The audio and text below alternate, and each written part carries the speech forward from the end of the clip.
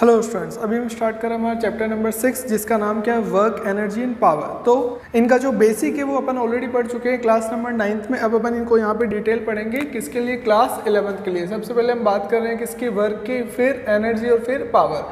सबसे पहले बात करते हैं वर्क की। वर्क क्या होता है? वर्क अपने बहुत टाइप के होते हैं। जैसे हो सकता है कोई फाइल वर्क हो, आपका मेंटल कैलकुलेशन वर्क हो, तो अपन बोलते हैं अपन ने बहुत मेंटल वर्क करा है इसलिए अपन थक गए। या फिर हो सकता है कोई बॉडी को आप क्या करो, डिस्प्लेस करो एक जगह से दूसरी जगह पे उसको डिस्प्लेस करो। या फिर आप क्या करते हो, जैसे कोई वॉल है, वॉल के ऊपर भी आप अगर ऐसे फोर्स अप्लाई करते हो तो वो भी क्या होता है, आपने उसके ऊपर वर्क करा। तो वर्क होते बहुत टाइप के, लेकिन अगर अपन फिजिक्स के अंदर इसको डिफाइन कैसे करते हैं तो फिजिक्स में क्या कहेंगे कि अगर आपके कोई बॉडी है और बॉडी के ऊपर अगर फोर्स अप्लाई करा, रैंडम कोई भी बॉडी और बॉडी के ऊपर अगर आपने क्या करा, फोर्स अप्लाई करा, तो अगर उस बॉडी का उस फोर्स अप्लाई की डायरेक्शन के अंदर अगर डिस्प्लेसमेंट होता है तो अपन क्या बोलते हैं कि आपका वर्क हुआ, और अगर वो नहीं होता है तो अपन क्या बोलते हैं कि वर्क नहीं हुआ।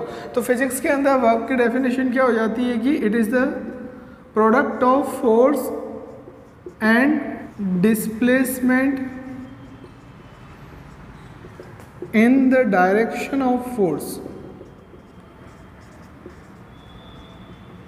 मतलब अब ये क्या हो गई, इसकी कंडीशन हो गई कि नंबर 1 क्या होना चाहिए, फोर्स भी लगना चाहिए, फोर्स नहीं लगा तो वर्क नहीं हो सकता। सेकंड चीज क्या है कि डिस्प्लेसमेंट भी होना चाहिए, लेकिन डिस्प्लेसमेंट कौन सा, फोर्स की डायरेक्शन में डिस्प्लेसमेंट होना चाहिए। अगर आप फोर्स अप्लाई करो डिस्प्लेसमेंट नहीं करे तो भी आपका जो वर्क डन होगा वो कितना हो जाएगा, 0। तो वर्क डन वही हो गया फिजिक्स में कि बॉडी के ऊपर फोर्स अप्लाई होना चाहिए और उसी फोर्स की डायरेक्शन आपकी बॉडी का क्या होना चाहिए, डिस्प्लेसमेंट। ठीक है, तो अब वर्क को अपन किससे डिनोट करते हैं, कैपिटल W से। फोर्स को किससे करते हैं, S से। और डिस्प्लेसमेंट को किससे करते हैं, S से। तो ये आपका सिंपल फॉर्मूला हो जाता है किसका, वर्क डन का कितना, फोर्स इनटू डिस्प्लेसमेंट। अब वर्क डन के लिए अपन को क्या चाहिए, फोर्स चाहिए। अब फोर्स आपके जनरली 2 टाइप के हो सकते हैं। नंबर 1 हो सकता है कांस्टेंट फोर्स और सेकेंड हो सकता है वेरिएबल फोर्स। मतलब फोर्स भी क्या कर सकता है, वेरी कर सकता है। अब दोनों कंडीशन अपन को पढ़नी है। जब किसी ऑब्जेक्ट के ऊपर आपका जो फोर्स क्या लग रहा है, सेम मैग्नीट्यूड का लग रहा है in the whole duration of the displacement. मतलब जब आपकी बॉडी का एक प्लेस से दूसरे प्लेस पे उसके क्या हुआ, डिस्प्लेसमेंट, तो जो आपका फोर्स था वो क्या था, कांस्टेंट। और अगर तो उसलिए उसको अपन क्या बोलते हैं, work done by constant force. और अगर वो फोर्स अगर बॉडी का पॉइंट ए से पॉइंट बी पे क्या हुआ, उसका डिस्प्लेसमेंट हुआ, तो उस ड्यूरेशन के अंदर अगर उसके ऊपर फोर्स का जो मैग्नीट्यूड है वो क्या कर देता है, चेंज होता है, वेरी करता है, इंक्रीज डिक्रीज अगर होता है तो उसको अपन क्या बोलते हैं, force work done by variable force. अब पहले अपन बात कर रहे हैं work done by constant force. First क्या है, work done by constant force. Constant force का मतलब क्या है कि आपका वर्क डन आप निकाल रहे हो किसकी वजह से, कांस्टेंट फोर्स की वजह से।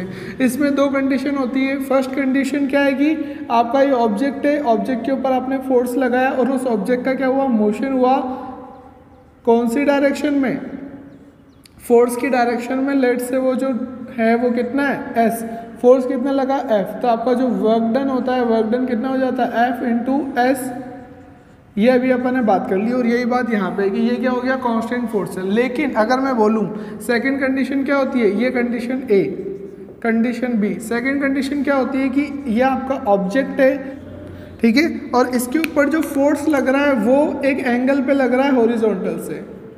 ठीक है, ये जो आपका F फोर्स है ये क्या लग रहा है, हॉरिजॉन्टल से एक एंगल पे लग रहा है, कितने एंगल पे, थीटा। और ये जो बॉडी है ये क्या हुई, डिस्प्लेस हुई पॉइंट A से कहाँ पे आ गई, पॉइंट B पे। और वो जो डिस्प्लेसमेंट है एज्यूम कर रहे हैं अपन वो कितना है, S। अब आपसे पूछ रहा है वर्क डन कितना है। अब यहाँ पे देखो वही चीज़ आ गई कि फोर्स किस पे लग रहा है, एंगल पे, लेकिन अपन को क्या चाहिए, फोर्स और displacement in the direction of force. मतलब अपन को फोर्स का भी वो वाला कंपोनेंट चाहिए जो किसकी डायरेक्शन में हो, डिस्प्लेसमेंट की डायरेक्शन में हो। तभी तो क्या हुआ कि डिस्प्लेसमेंट आगे हुआ। अब डिस्प्लेसमेंट आगे हुआ तो अपन को क्या चाहिए, इस फोर्स का वो वाला कंपोनेंट जो कौन सी डायरेक्शन में है, डिस्प्लेसमेंट की डायरेक्शन में।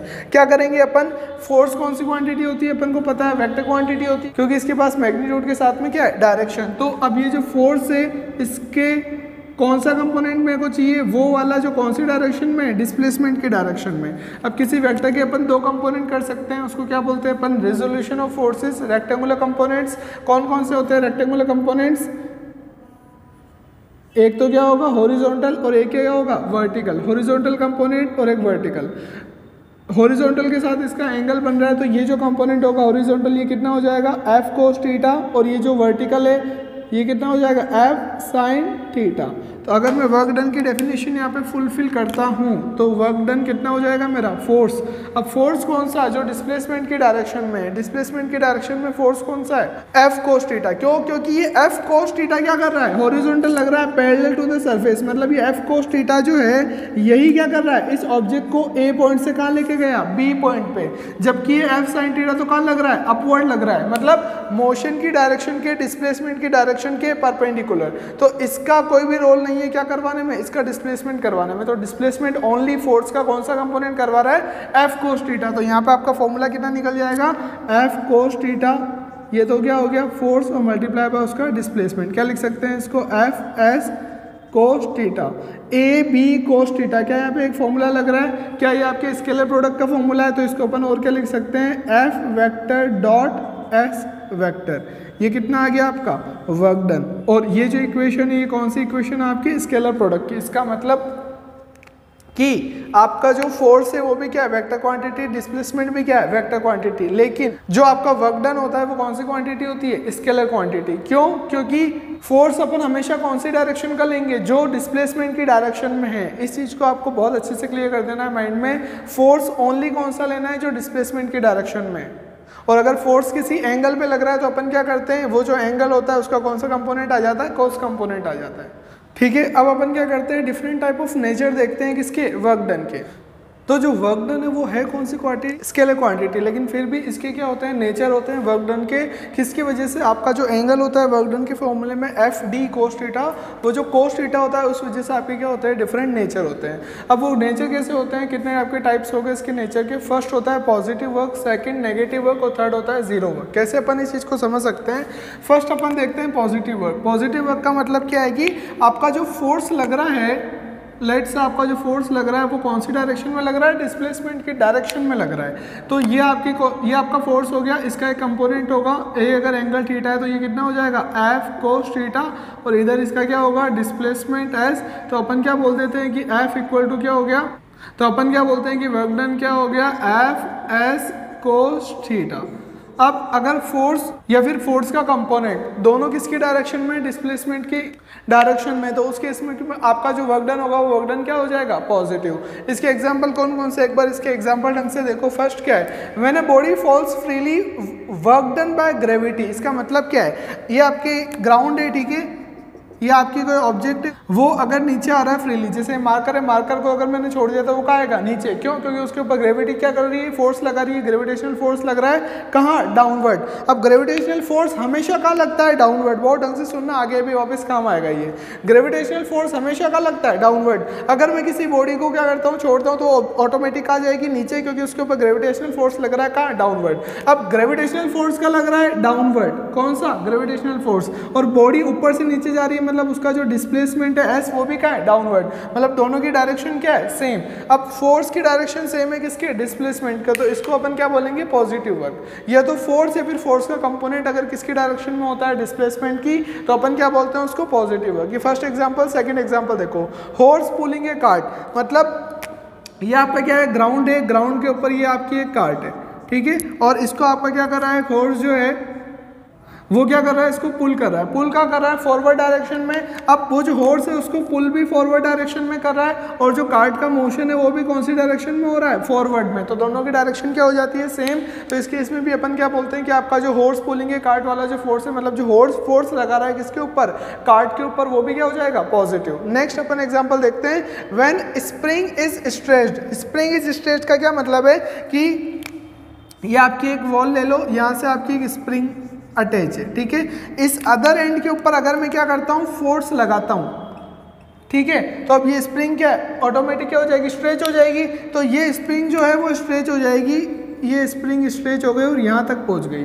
तो आपने फोर्स का लगाया राइट साइड में, और स्प्रिंग का क्या हो गया यहाँ से यहाँ तक क्या हो गया इसका स्ट्रेच हो गई। तो ये जो डायरेक्शन है ये डायरेक्शन कौन सी है स्ट्रेच होने वाली डायरेक्शन, और इसी डायरेक्शन में मैं क्या कर रहा हूँ फोर्स लगा रहा हूँ। मतलब स्प्रिंग के ऊपर जिधर एक्सटर्नल फोर्स लगाया जाता है उधर ही क्या होती है वो स्ट्रेच होती है। इसका मतलब ये जो work done by external force है किसके ऊपर स्प्रिंग के ऊपर, ये कौन सा फोर्स है आपका पॉजिटिव। क्यों? क्योंकि एक्सटर्नल फोर्स की डायरेक्शन और स्ट्रेच होने की उसकी की डिस्प्लेसमेंट की डायरेक्शन दोनों क्या है सेम। तो ये क्या है आपका पॉजिटिव वर्क, जिसके अंदर आपका फोर्स है उसका जो कंपोनेंट है और उस जो डायरेक्शन है किसकी डिस्प्लेसमेंट की वो हमेशा क्या रहेगी सेम, तो उसको अपन क्या बोलते हैं पॉजिटिव वर्क। नेक्स्ट क्या आता है नेगेटिव वर्क, मतलब इसका अपोजिट, मतलब फोर्स या फिर उसका कोई कंपोनेंट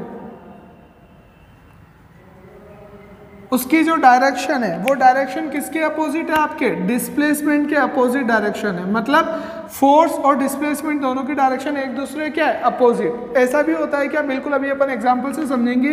अब अगर फॉर्मूला वाइज देखें तो फॉर्मूला क्या होता है एफ एस, अगर दोनों की डायरेक्शन एक दूसरे क्या है अपोजिट, तो एंगल कितना हो जाएगा, इधर तो जा रहा है फोर्स और इधर कौन जा रहा है आपका डिस्प्लेसमेंट, तो एंगल जो है वो कितना हो गया 180 और cos 180 कितना होता है -1।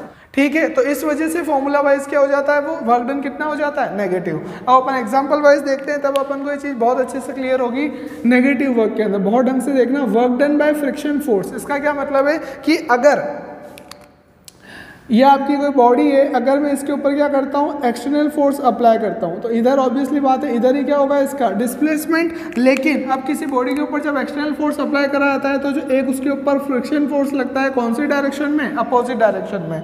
अब बॉडी का डिस्प्लेसमेंट क्या हो रहा है एक्सटर्नल फोर्स की वजह से फॉरवर्ड, और जो फ्रिक्शन फोर्स उसको अपोज कर रहा है तो वो क्या लग रहा है बैकवर्ड। अब आपसे कोई पूछे यहाँ पे कि work done by friction force कितना होगा, तो फ्रिक्शन फोर्स की डायरेक्शन तो क्या है लेफ्ट साइड और बॉडी का मोशन तो ऑब्वियसली बात है कौन सी साइड में हो रहा है राइट साइड में। तो work done by friction force क्या हो गया नेगेटिव। क्यों, क्योंकि फ्रिक्शन फोर्स की डायरेक्शन और बॉडी के डिस्प्लेसमेंट की डायरेक्शन दोनों क्या है अपोजिट, इसलिए जो आपका work done by friction force होता है वो क्या होता है नेगेटिव। नेक्स्ट अपन बात कर रहे हैं work done by braking force. अब ये आपका ग्राउंड है, यहाँ पे क्या आपकी बॉडी मोशन कर रही है इस डायरेक्शन के अंदर, ठीक है। अब सडन जो ड्राइवर है अब इस डायरेक्शन में मोशन कर रही है तो वो जो मोशन हो रहा है वो कौन डिस्प्लेसमेंट इसी डायरेक्शन में हो रहा है। अब सडन जो ड्राइवर है अगर वो क्या करता है ब्रेक अप्लाई करता है तो ब्रेक क्या करता है बॉडी को मोशन को अपोज करता है रोकता है, तो ब्रेक की डायरेक्शन मोशन की डायरेक्शन की क्या होगी अपोजिट। तो ये कौन सा फोर्स है ब्रेकिंग फोर्स, ठीक है। तो ब्रेकिंग फोर्स जो लग रहा है मोशन की डायरेक्शन की क्या लग रहा है अपोजिट, मतलब ब्रेकिंग फोर्स की और डिस्प्लेसमेंट की, डिस्प्लेसमेंट तो इधर ही हो रहा है क्योंकि व्हीकल को रुकने में टाइम तो लगेगा, तो इन दोनों की डायरेक्शन क्या है अपोजिट। तो वापस इन दोनों के बीच में जो एंगल हो गया वो कितना हो गया 180।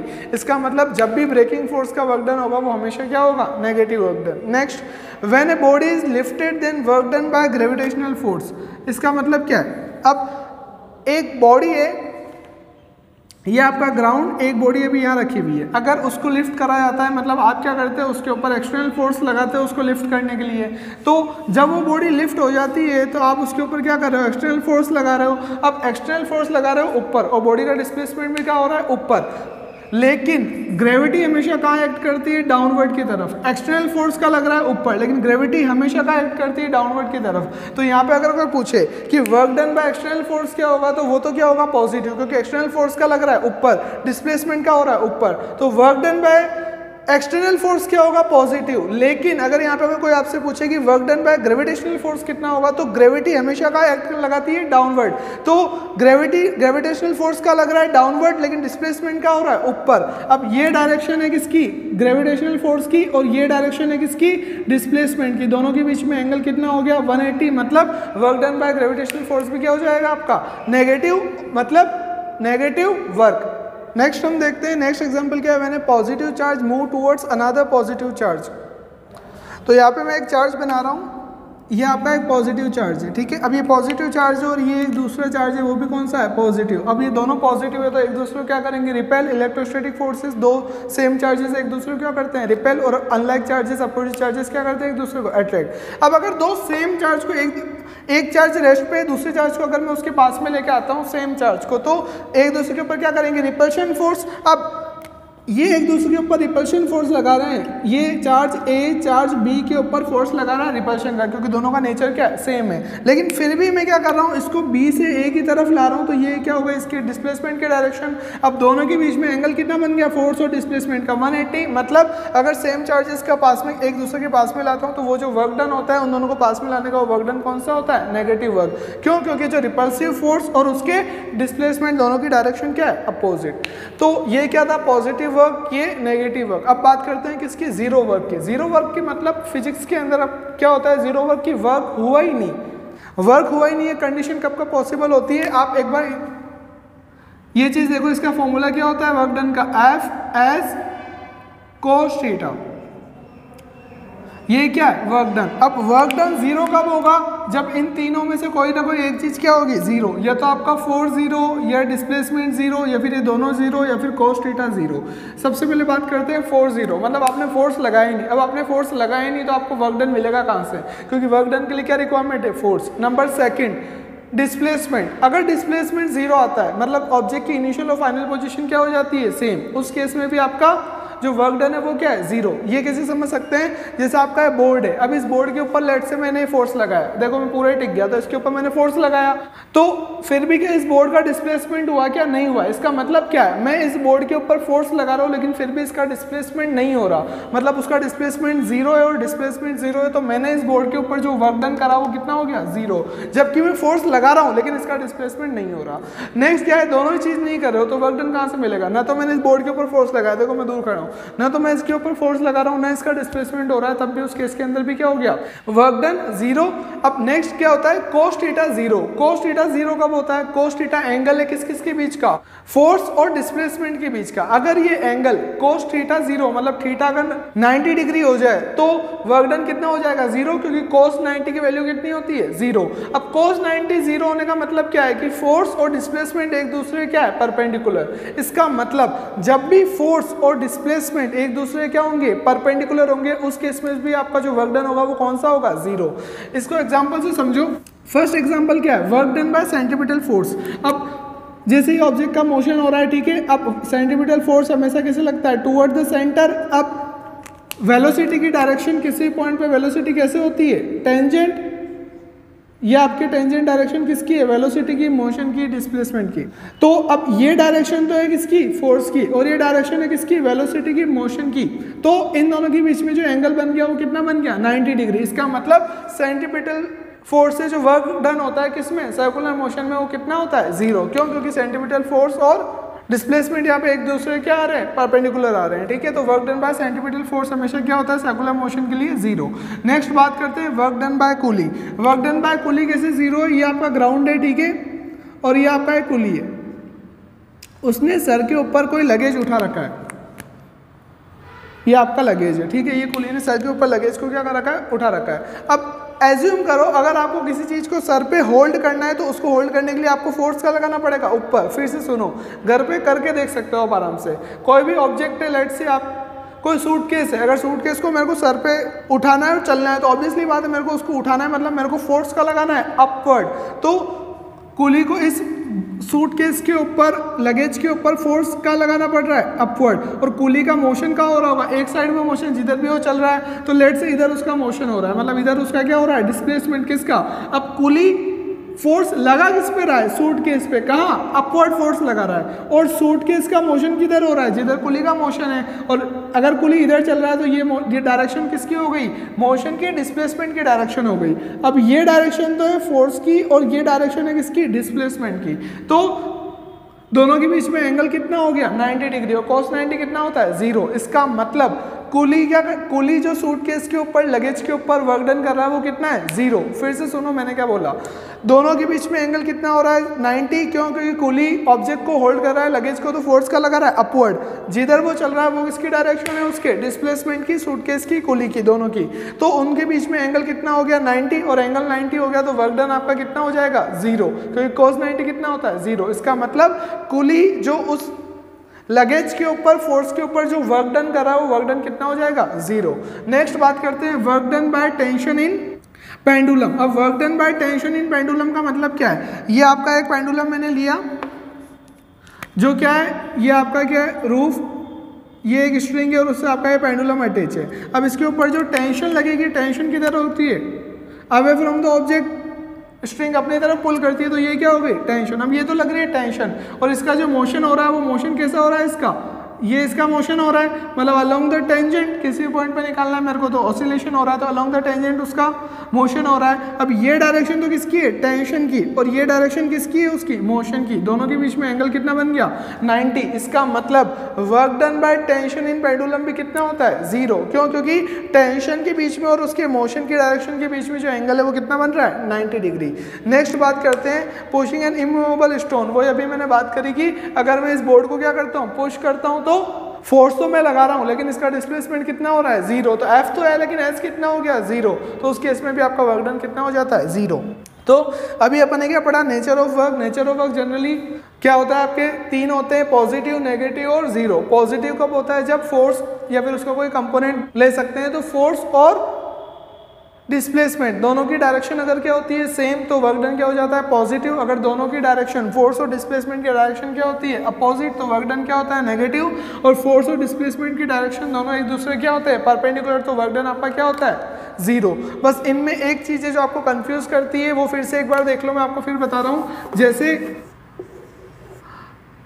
ये आपका ग्राउंड है, ठीक है, इसी के अंदर दोनों एग्जांपल लेंगे। एक ऑब्जेक्ट जो फ्रीली फॉल हो रहा है, ये ए ऑब्जेक्ट फ्रीली फॉल हो रहा है। अब फ्रीली फॉल हो रहा है मतलब इसके ऊपर ग्रेविटी फोर्स लगा रही है अपने ऊपर, तभी ये ऑब्जेक्ट, मतलब वही मार्कर को छोड़ा तो पाएगा वो नीचे, तो इसके ऊपर ग्रेविटेशनल फोर्स कहाँ लग रहा है, डाउनवर्ड, और ऑब्जेक्ट भी कहाँ आ रहा है, डिस्प्लेसमेंट भी कहाँ हो रहा है, डाउनवर्ड। तो work done by gravitational force यहाँ पे कितना होगा, पॉजिटिव। कब, जब ऑब्जेक्ट का क्या हो रहा है, फ्री फॉल हो रहा है। लेकिन अगर मैं किसी ऑब्जेक्ट को ग्राउंड से कहाँ लेके जा रहा हूँ, ऊपर लिफ्ट कर रहा हूं किसी ऑब्जेक्ट को, ग्राउंड से अपवर्ड ए ऑब्जेक्ट है, उसके ऊपर मैंने एक्सटर्नल फोर्स लगाया, तो वो ऑब्जेक्ट ए कहाँ गया, ऊपर। तो उस ऑब्जेक्ट के ऊपर किसी भी ऑब्जेक्ट को जब आप लिफ्ट करते हो तो उसका डिस्प्लेसमेंट क्या होता है, अपवर्ड की तरफ। तो अब ये जो आप उसके ऊपर लगा रहे हो एक्सटर्नल फोर्स, तो यहाँ पे क्या हो जाएगा, एक्सटर्नल फोर्स का लग रहा है ऊपर, डिस्प्लेसमेंट भी क्या हो रहा है, ऊपर। तो work done by external force क्या होगा, पॉजिटिव, क्योंकि एक्सटर्नल फोर्स की और डिस्प्लेसमेंट दोनों की डायरेक्शन क्या है, सेम। लेकिन यहाँ पे ऑब्जेक्ट को आप ऊपर लेके जा रहे हो, लेकिन ग्रेविटी उसको कहाँ पुल कर रही है, अपनी तरफ। तो ग्रेविटेशनल फोर्स की डायरेक्शन हमेशा क्या होती है, डाउनवर्ड। अब ओनली ग्रेविटेशनल केस के लिए मैं बात कर रहा हूँ, ग्रेविटेशनल फोर्स का लग रहा है डाउनवर्ड, ऑब्जेक्ट को ऊपर लेके जा रहा हो तो उसका डिस्प्लेसमेंट क्या हो रहा है, अपवर्ड। दोनों की डायरेक्शन क्या हो गई, opposite. Gravitational force downward, displacement upward, तो दोनों के बीच में एंगल कितना हो जाएगा, 180, और cos 180 कितना होता है, -1। इसका मतलब ये जो आपका वर्क डन होगा, एक होता है work done by gravitational force, कौन सा हो जाएगा, नेगेटिव वर्क डन। क्यों, क्योंकि ग्रेविटेशनल फोर्स की डायरेक्शन और डिस्प्लेसमेंट की डायरेक्शन दोनों एक दूसरे क्या है, अपोजिट। नेक्स्ट हम बात करते हैं डायमेंशंस की, यूनिट्स की। वर्क, अब वर्क की डायमेंशन क्या होगी, वर्क का भी अपन ने फॉर्मूला क्या देखा, वर्क क्या होता है, फोर्स इनटू डिस्प्लेसमेंट, मतलब displacement in the direction of force. Force का फॉर्मूला क्या होता है, न्यूटन के सेकंड लॉ से, एम ए, और ये क्या है आपका एस। एम क्या होता है, एम की डायमेंशन, मास की डायमेंशन कितनी होती है, m1 ए क्या है, एक्सेलरेशन, एक्सेलरेशन की डायमेंशन क्या होती है, एल टी -2, और ये क्या है, डिस्प्लेसमेंट, डिस्प्लेसमेंट मतलब लेंथ, लेंथ मतलब इसकी डायमेंशन कितनी हो जाएगी, L1। फिर से देखो, फोर्स, फोर्स कितना होता है, m ए, ये क्या है, डिस्प्लेसमेंट। m क्या होता है, मास, मास की कितनी होती है, m1 a, एक्सेलरेशन, एक्सेलरेशन की कितनी होती है, L t -2, और s क्या है, डिस्प्लेसमेंट, डिस्प्लेसमेंट की कितनी हो जाएगी, L1, लेंथ ही है। तो अब L1 और L1 कितना हो गया, 2L1, तो फाइनल इसकी डायमेंशन कितनी हो जाती है वर्क डन की, m1 L2 t -2। नेक्स्ट बात करते हैं किसके लिए, यूनिट के लिए। यूनिट, अब यूनिट वही सबसे पहले कौन सी बात कर रहे हैं, ऐसा यूनिट। ऐसा यूनिट क्या होगी, अब वर्क डन कितना आ रहा है, फोर्स इनटू डिस्प्लेसमेंट। फोर्स कितना, फोर्स की ऐसे यूनिट क्या होती है, न्यूटन। ये क्या, डिस्प्लेसमेंट, तो न्यूटन मीटर, ये क्या होगा इसकी यूनिट। लेकिन जो जूल साइंटिस्ट थे उनको ट्रिब्यूट देने के लिए इनकी जो ऐसा यूनिट क्या रखी गई, वर्क डन की, जूल। तो यहाँ से क्या पता चलता है कि आपका 1 जूल किसके इक्वल होता है, 1 न्यूटन मीटर के, ठीक है। फिर से वर्क डन क्या होता है, फोर्स इनटू डिस्प्लेसमेंट। फोर्स की कितनी होती है, न्यूटन, डिस्प्लेसमेंट की कितनी होगी, मीटर। तो कितनी होनी चाहिए, न्यूटन मीटर। लेकिन आपके जो जूल साइंटिस्ट हैं उनको ट्रिब्यूट करने के लिए इसकी यूनिट क्या है, जूल। तो 1 जूल किसके इक्वल हो गया, 1 न्यूटन पर मीटर के। तो ऐसा यूनिट क्या होती है, वर्क डन की जो ऐसा यूनिट होती है वो क्या होती है, जूल, ठीक है। नेक्स्ट अपन बात करते हैं किसकी, सीजीएस यूनिट की। सीजीएस यूनिट क्या हो जाएगी इसकी, जैसे यहाँ पे कितनी है जूल, वैसे सीजीएस कितनी होती है, अर्ग, ERG, ठीक है। ऐसा यूनिट क्या है, जूल। सीजीएस यूनिट क्या है, अर्ग। और 1 जूल किसके इक्वल होता है? 10⁷ अर्क के। ठीक है, ये आपको याद रखना है। कैलकुलेट करोगे इजीली आ जाएगा, कोई उससे फ़र्क नहीं है। निकालना अपन को आता है, क्या करना है, बस फॉर्मूले पुट करना है और वैल्यूज पुट करनी है। ऐसे से किस में? CGS में। तो ऐसे यूनिट क्या होती है वर्क डन की? जूल। 1 जूल किसके इक्वल होता है? 1 न्यूटन पर मीटर के। और ऐसे CGS यूनिट क्या होती है? अर्क। 1 जूल किसके इक्वल होता है? 10⁷ अर्क के। नेक्स्ट अपन बात करते हैं work done in rectangular component. Rectangular component मतलब 3 डायमेंशंस की अपन बात कर रहे हैं। कैसे करते हैं? अगर आपका जो फोर्स है वो क्या है? 3 डायमेंशनल में है, तो क्या हो जाएगा? Fx plus Fy plus Fz। ये तो क्या हो गया? मैग्नीट्यूड। अब किसी वेक्टर को कंप्लीट फॉर्म में कैसे लिखते हैं? मैग्नीट्यूड मल्टीप्लाई बाय उसकी डायरेक्शन। यहाँ पे डायरेक्शन किससे बताते हैं अपन? यूनिट वेक्टर से। यूनिट वेक्टर क्या होते हैं? एक्स का क्या, एक्स एक्सिस का कौन सा होता है? आई कैप। ऐसे वाई एक्सिस का कौन सा होता है? जे कैप। ऐसे जेड एक्सिस का कौन सा होता है? के कैप। अब ये तो बात हुई किसकी? फोर्स की। अगर मैं बात करूँ किसकी? डिस्प्लेसमेंट की। तो एस वेक्टर को कंप्लीट फॉर्म में मैग्नीट्यूड वाइज कैसे बताएंगे? S X plus S Y plus S Z. ये तो क्या हो गया? मैग्नीट्यूड। अब बात कर रहा हूँ डायरेक्शन की। वही एक्स एक्सिस के अंदर कौन सा यूनिट वेक्टर होता है? आई कैप। वाई के अंदर जे कैप और जेड के अंदर के कैप। तो ये तो क्या हो गया? दोनों वेक्टर। लेकिन वर्क डन क्या होता है आपका? वर्क डन क्या होता है? एफ स्केलर प्रोडक्ट की टर्म्स में एफ डॉट एस, ये होता है वर्क डन। दोनों की वैल्यूज यहाँ पे पुट कर रहा हूँ तो कितना हो जाएगा? Work done equal to F कितना होता है? F X I cap plus F Y J K plus F Z K cap. ठीक है, dot S X I cap plus S Y J K plus S Z K cap. अब scalar product अपन को पता है कि only क्या होते हैं? उनके सेम एक्सिस के क्या होते हैं? कंपोनेंट्स। तो यहाँ से अपन जब इसको करते हैं तो ये कितना हो जाता है? F X S X plus F Y S Y plus F Z S Z. तो ये क्या हो गया? आपके रेक्टेंगुलर कंपोनेंट्स की फॉर्म में हो गया क्या? Work done. जब आपकी जो फोर्स और डिस्प्लेसमेंट की डायरेक्शन क्या हो? वेरी कर रही हो। ठीक है, तो ये क्या हो गया आपके रेक्टेंगुलर कंपोनेंट्स। और ये क्या आपकी डायमेंशन कितनी आती है? m1 l2 t-2। सीधी अपन को ध्यान कुछ नहीं रखना, ये याद नहीं रखनी है, बस अपन को फॉर्मूले पता होना चाहिए। अपन इजीली कर लेते हैं अगर अपन को बेस क्वांटिटी के जो पहले पढ़ चुके हैं अगर उनकी डायमेंशन पता है तो वो रखनी पड़ेगी तभी ये, अदरवाइज सबकी डायरेक्ट याद नहीं कर सकते। ईजी क्या है? फॉर्मूला ध्यान रखो, उससे क्या निकल जाती है? डायमेंशन। और यूनिट क्या होती है? ऐसा यूनिट क्या होती है? जूल। और CGS यूनिट क्या होती है? अर्ग। और 1 जूल किसके इक्वल होता है? 10⁷ अर्ग के। यस, अब हम एक क्वेश्चन करते हैं। क्वेश्चन क्या है? Cyclist come to skidding stop in 10 meter. मतलब एक पर्सन साइकिल पे और वो क्या हो जाता है? स्किड हो जाता है और वो रुक जाता है कितने डिस्टेंस पे? 10 मीटर में। मतलब स्किड कितनी डिस्टेंस तक हुआ? वो 10 मीटर तक। During this process the force on the cycle due to road is 200 newton. मतलब रोड की वजह से साइकिलिस्ट के ऊपर जो फोर्स लगा वो कितना है? 200 newton and is directly oppose to the motion. अब ऑब्वियसली बात है कि ये क्या आपकी रोड हो गई, तो ये क्या हो गया आपका? एक साइकिलिस्ट है जो कि कहाँ बैठा हुआ है? साइकिल के ऊपर। और ये जो साइकिल ये क्या हो गई? स्किड हो गई। और कितनी डिस्टेंस तक ये स्किड हुई? 10 मीटर तक। तो उस ड्यूरेशन के अंदर during this process the force on the cycle, इस साइकिल के ऊपर जो फोर्स लगा ब्रेक अप्लाई करने के बाद वो कितना लगा? 200 न्यूटन। अब और उस फोर्स के बाद ये कितनी डिस्टेंस तक चला? 10 मीटर तक वो चला। अब आपसे क्वेश्चन क्या पूछ रहा है कि how much work does the road do on the cycle. अब रोड ने उसके ऊपर कितना वर्क डन करा? अब रोड ने कितना वर्क डन करा तो वर्क डन कितना हो जाएगा? Force into displacement.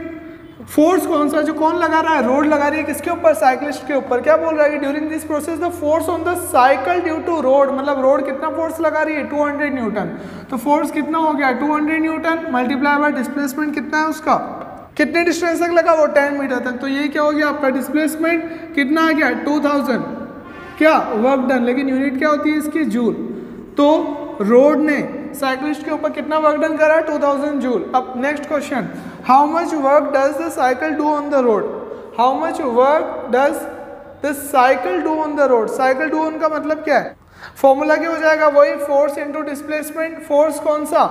जो साइकिलिस्ट, अब पहले रोड उसके ऊपर फोर्स लगा रही थी तो अपन ने रोड का क्या निकाल दिया? वर्क डन की रोड कितना फोर्स लगा रही है? 200 न्यूटन। अब अपन क्या कर रहे हैं? उसका अपोजिट कि साइकिलिस्ट कितना कर रहा है रोड के ऊपर। अब ऑब्वियसली बात है पहले अपन को क्या चाहिएगा? फोर्स किसका? साइक्लिस्ट का, जो किसके ऊपर लगा रहा है? रोड के ऊपर। अब वो फोर्स कितना होगा? तो अब सिंपल सी बात है, न्यूटन का थर्ड लॉ। रोड ने साइकिल के ऊपर कितना फोर्स लगाया? एक डायरेक्शन में 200 न्यूटन। तो साइक्लिस्ट रोड के ऊपर कितना लगाएगा? 200 न्यूटन। कौन सी डायरेक्शन में? अपोजिट, क्योंकि और तो कोई था ही नहीं आपकी सिस्टम के अंदर। क्या है? एक तो रोड नंबर 1, नंबर 2 क्या है? साइक्लिस्ट। कोई और चीज तो आई नहीं रही। तो अब सिस्टम के अंदर दो ही चीजें, तो रोड साइक्लिस्ट के ऊपर अगर 200 लगा रही है तो साइक्लिस्ट भी रोड के ऊपर कितना फोर्स लगाएगा? 200 न्यूटन। लेकिन डायरेक्शन क्या हो जाएगी? अपोजिट, क्योंकि न्यूटन का थर्ड लॉ। मैग्नीट्यूड में क्या होता है? सेम, और डायरेक्शन में अपोजिट। तो ये जो फोर्स है, ये फोर्स कितना हो जाएगा? माइनस का 200 न्यूटन। तो ये तो क्या हो गया? फोर्स, क्योंकि जितना रोड साइक्लिस्ट के ऊपर लगाएगी उतना ही साइक्लिस्ट रोड के ऊपर लगाएगा, डायरेक्शन में अपोजिट, इसलिए साइन क्या आ गया? माइनस। नेक्स्ट एस क्या है? डिस्प्लेसमेंट। अब यहाँ पे डिस्प्लेसमेंट किसका था? ये फोर्स कौन सा है? फोर्स ऑन लगा किसके ऊपर? साइक्लिस्ट के ऊपर। लगा कौन रहा है? By road. और ये जो डिस्प्लेसमेंट है किसका है? साइक्लिस्ट का, क्योंकि जिसके ऊपर फोर्स लग रहा है उसी का अपन क्या देखते हैं? डिस्प्लेसमेंट। लेकिन यहाँ पे क्या है? ये फोर्स ऑन किसके ऊपर निकाल रहे हैं? रोड के ऊपर। और लगा कौन रहा है? By cyclist. अब ये डिस्प्लेसमेंट भी किसका आएगा? रोड का, क्योंकि जिसके ऊपर फोर्स लगता है उसी का क्या देखते हैं? डिस्प्लेसमेंट। लेकिन क्या रोड डिस्प्लेस हुई? क्या नहीं। फिर से सुनो मैंने क्या बोला। एस क्या है? डिस्प्लेसमेंट किसका? रोड का। लेकिन क्या रोड डिस्प्लेस हुई? क्या नहीं, रोड अपनी जगह पे ही है। तो रोड का डिस्प्लेसमेंट कितना हो गया? 0।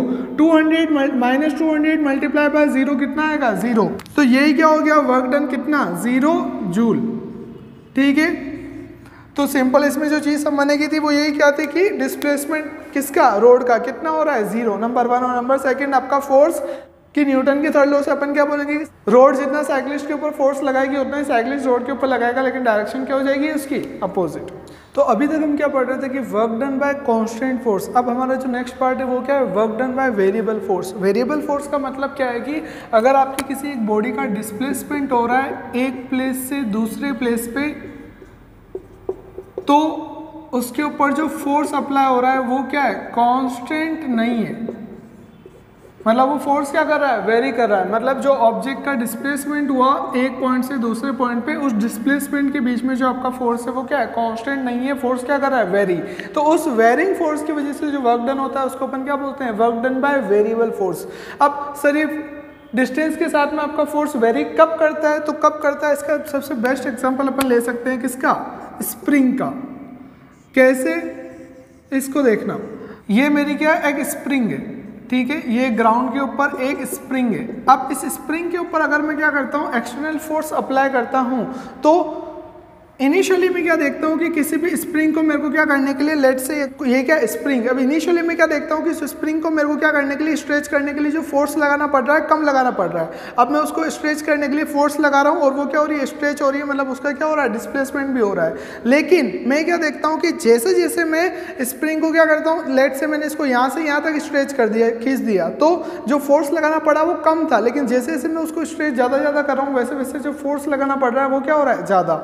जब मैं यहाँ तक पहुँच गया, मेरे को उसको और स्ट्रेच करना है, तो मेरे को जो फोर्स लगाना वो पड़ेगा क्या हो जाएगा? काफ़ी ज़्यादा।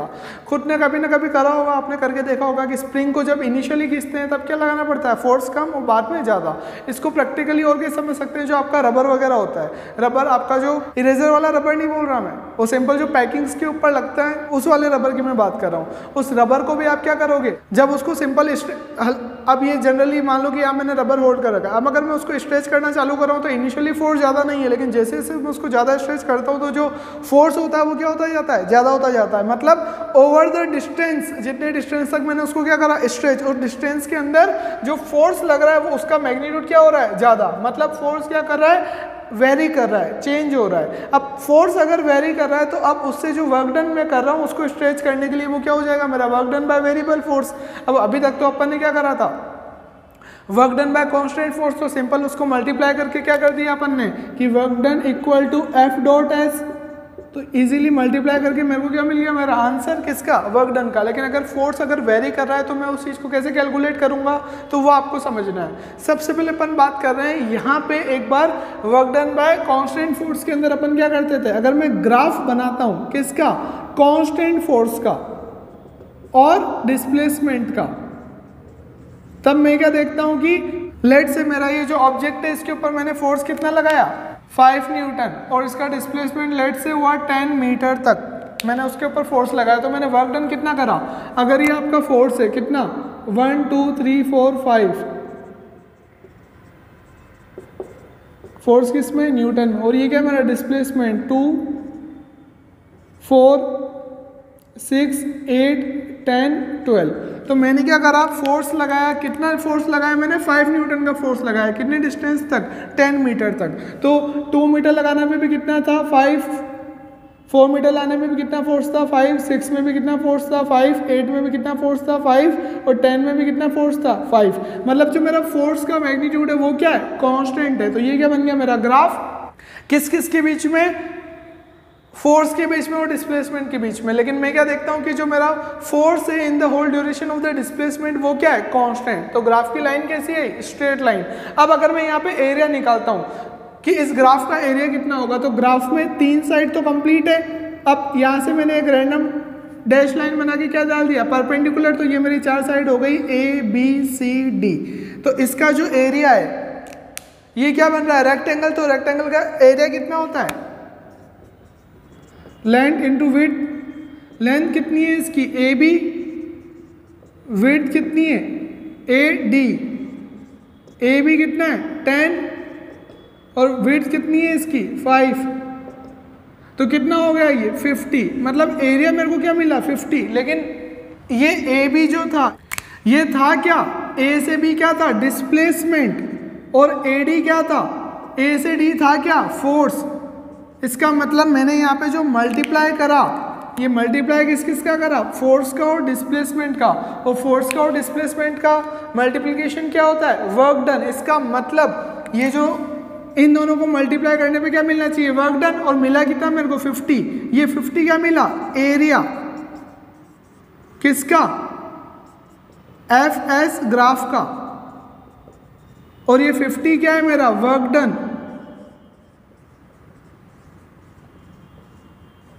इसका मतलब क्या है, इसका मतलब ये कि जो फोर्स और डिस्प्लेसमेंट ग्राफ का जो एरिया होता है वो एरिया मेरे को क्या देता है वर्क डन देता है।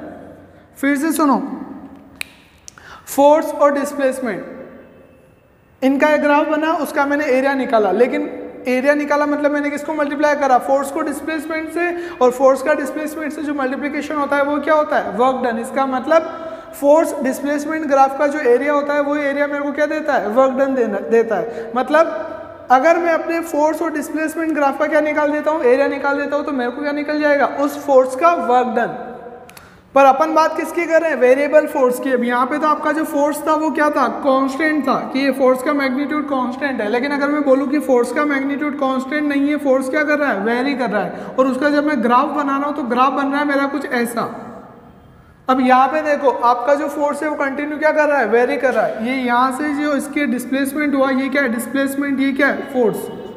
तो फोर्स क्या कर रहा है ये कोई भी कर्व हो सकता है स्ट्रेट लाइन कुछ भी हो सकती है, कोई मिला के कांस्टेंट नहीं है, क्या कर रहा है वेरी कर रहा है। अब वेरी कर रहा है तो मेरे को यहाँ पे क्या निकालना है वर्क डन, और वर्क डन क्या होता है इसका एरिया। अब मेरे को इसका एरिया निकालना है, लेकिन एरिया निकालूं कैसे क्योंकि मेरे पास तो सिंपल फॉर्मूला है क्या W = F × S। अब F क्या होता है अपन कांस्टेंट लेते हैं वहां पे, लेकिन यहाँ तो फोर्स क्या कर रहा है वेरी। तो मैंने क्या करा कि मैं इस पूरे का एरिया नहीं निकाल पा रहा, तो मैं क्या करता हूँ छोटे छोटे रेक्टेंगल बना देता हूँ। करना क्या है वर्क डन निकालना है, मतलब डिस्प्लेसमेंट को मल्टीप्लाई करना है किससे फोर्स से। लेकिन डिस्प्लेसमेंट तो ये रहा लेकिन फोर्स वेरी कर रहा है, तो मैं क्या कर रहा हूँ कि एक साथ पूरा मल्टीप्लाई ना करके मैं क्या कर रहा हूँ स्मॉल रेक्टेंगल बना रहा हूँ। तो ये मैंने एक रेक्टेंगल बनाया है कितनी डिस्टेंस का ∇h डिस्टेंस का। तो अब इस केस में मैं क्या देख सकता हूँ कि ये यहाँ से यहाँ तक जो मेरा फोर्स में चेंज हुआ, ये फोर्स में चेंज क्या है लगभग कांस्टेंट है।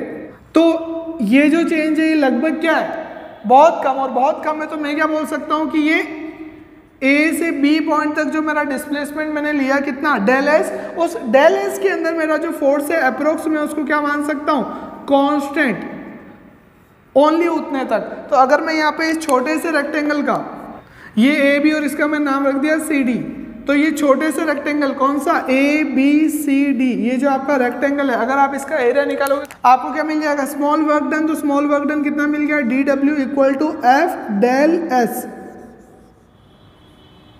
क्यों?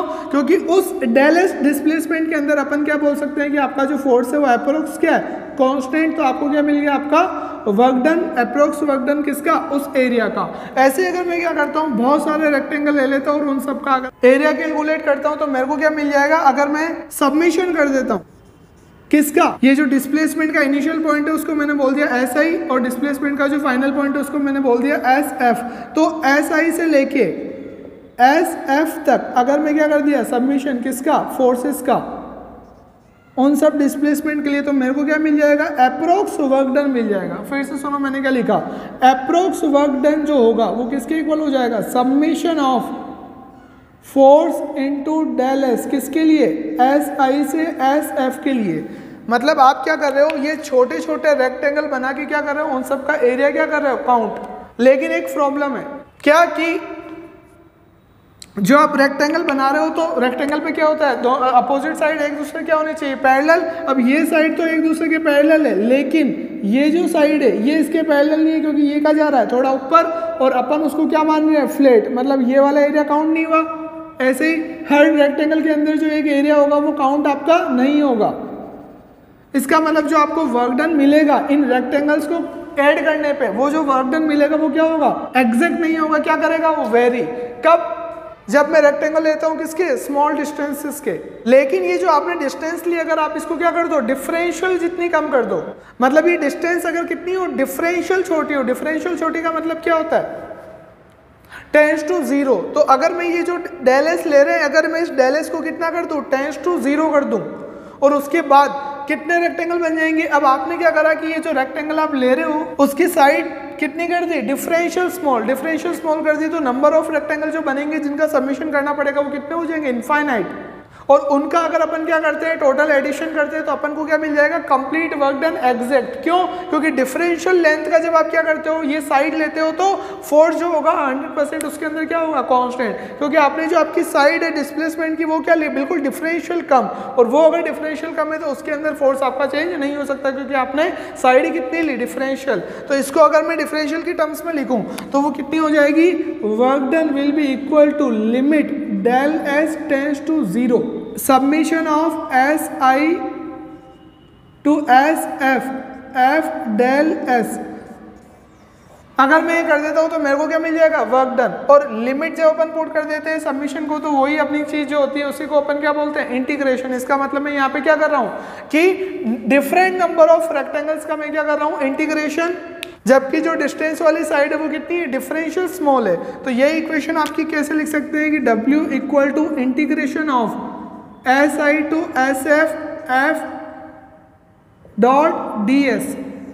तो ये क्या मिल गया मेरे को, वर्क डन। किसके लिए, वेरिएबल फोर्स के लिए। फिर से सुनो मैंने करा क्या, जब आपका फोर्स कांस्टेंट होता है तो कांस्टेंट फोर्स का मतलब क्या है कि जितना आपका डिस्प्लेसमेंट हुआ उस पूरे डिस्प्लेसमेंट के केस में क्या होता है कि अपना जो फोर्स का मैग्नीट्यूड रहता है वो क्या होता है, कांस्टेंट। इसलिए अपना जो वर्क डन होता है इजीली निकल जाता है उस कांस्टेंट फोर्स को मल्टीप्लाई करके, किससे, डिस्प्लेसमेंट से। और वही आपका क्या होता है, एरिया होता है किसका, एफएस ग्राफ का। इसका मतलब जो एरिया होता है एफएस ग्राफ का वही अपन को क्या देता है, वर्क डन। मतलब अगर अपन को ग्राफ पता है उसका एरिया निकाल के अपन क्या कर सकते हैं, इक्वेट कर सकते हैं वर्क डन के, क्योंकि वही किसके इक्वल होता है, वर्क डन के। लेकिन ये इजी प्रोसेस कब पॉसिबल है, जब आपका जो फोर्स है वो क्या है, कांस्टेंट है। लेकिन अगर आपका फोर्स ही क्या कर रहा हो, वेरी कर रहा हो, मतलब जितनी आपकी ड्यूरेशन है किसकी, डिस्प्लेसमेंट की, उसके अंदर आपकी फोर्स की जो वैल्यू है, जैसे यहाँ पे इनिशियल फोर्स ये था डिस्प्लेसमेंट के स्टार्टिंग में, और फाइनल फोर्स आपका ये जा रहा है डिस्प्लेसमेंट के स्टार्टिंग में। मतलब जब आपका डिस्प्लेसमेंट हुआ तो फोर्स भी क्या कर दिया, इंक्रीज कर दिया इतना मैग्नीट्यूड। तो अब उस केस में अगर मेरे को क्या करना है, वर्क डन निकालना है, तो मैं कैसे निकालूंगा, ये क्वेश्चन है। तो अपन ने अभी क्या सीखा कि जो आपका एरिया होता है किसका, फोर्स डिस्प्लेसमेंट कर्व का, उसके कर्व के अंडर वही आपको क्या देता है, वर्क डन। तो मेरे को क्या करना है कि इस कर्व के अंडर जो एरिया है वो मेरे को निकालना है। अब वो एरिया मैं कैसे निकालूंगा, तो अब फोर्स तो मेरा कंटिन्यू वेरी कर रहा है, तो इसलिए मैं क्या करता हूँ, एक स्मॉल डिस्टेंस लेता हूँ, कितनी, डेल एस। क्यों, क्योंकि उस स्मॉल डिस्टेंस का जब मैं रेक्टेंगल बनाता हूँ, मतलब ये इनिशियल साइड, ये दूसरी साइड, और ये दोनों तो क्या एक दूसरे के पैरेलल, ये आपकी थर्ड साइड, ये भी क्या है, स्ट्रेट। लेकिन ये जो कर्व है, अब ये कर्व मैंने किसके लिए ली, थोड़ी सी डिस्टेंस के लिए, तो इस कर्व को मैं अप्रोक्स क्या मान सकता हूँ, स्ट्रेट लाइन,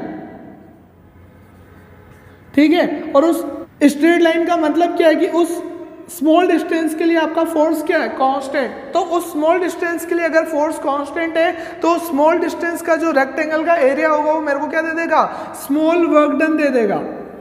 ये मैंने अभी तक समझा कि फोर्स कांस्टेंट हो गया, उस स्मॉल डिस्टेंस के लिए मैंने एज्यूम कर लिया कि ये जो फोर्स है कितना है F, और वो F इंटू स्मॉल डिस्टेंस कर दूंगा तो मेरे को इस स्मॉल रेक्टेंगल का क्या मिल जाएगा, एरिया। तो ये तो मैंने किसके लिए निकाला, स्मॉल के लिए, लेकिन निकालना किसके लिए, पूरे के लिए। तो अगर मैं पूरे ऐसे बहुत सारे स्मॉल डिस्टेंस के रेक्टेंगल बना के उन सबको अगर ऐड कर दूं तो मेरे को क्या मिल जाएगा, अप्रोक्स वर्क डन। लेकिन ऐसा हो तो नहीं रहा, क्योंकि जब अपन रेक्टेंगल बनाते हैं तो यहाँ पे जो डिस्टेंस है ये तो आती काउंट ही नहीं होती। जैसे मैंने अगर बड़ा बनाऊँ तो ये देखो, ये जो स्पेस है ये एरिया तो आपका काउंट ही नहीं हुआ, इसलिए जो आपको वर्क डन मिल रहा है वो पूरा नहीं मिल रहा है, इसलिए अपन यहाँ पे साइन किसका बनाया, अप्रोक्स का। लेकिन वो जो डिस्टेंस आप स्मॉल ले रहे थे, अगर मैं उसको क्या कर दूं, डिफरेंशियल कर दो, तो डिफरेंशियल करके जो आप डिफरेंशियल कर देते हो तो नंबर ऑफ रेक्टेंगल कितने हो जाएंगे, इनफाइनाइट। तो इनफाइनाइट साइज के मैं क्या करता हूँ, रेक्टेंगल बना के उनका क्या कर देता हूँ, सबमिशन करता हूँ। मैंने लिमिट क्या पुट कर दी कि डेल एच टेंड्स टू कितना हो गया, 0, मतलब डिफरेंशियल। अब लिमिट जब लग जाती है और जब टोटल सबमिशन होता है उसी को अपन क्या बोलते हैं, इंटीग्रेशन। इसका मतलब क्या है कि जब भी आपका जो फोर्स वेरी करेगा तो मेरे को जो एरिया निकालना पड़ेगा एफएस ग्राफ का, वो क्या होगा मेरा, इंटीग्रेशन इनिशियल से फाइनल। ठीक है, तो ये क्या कैसे क्या निकालते हैं अपन, work done by variable force.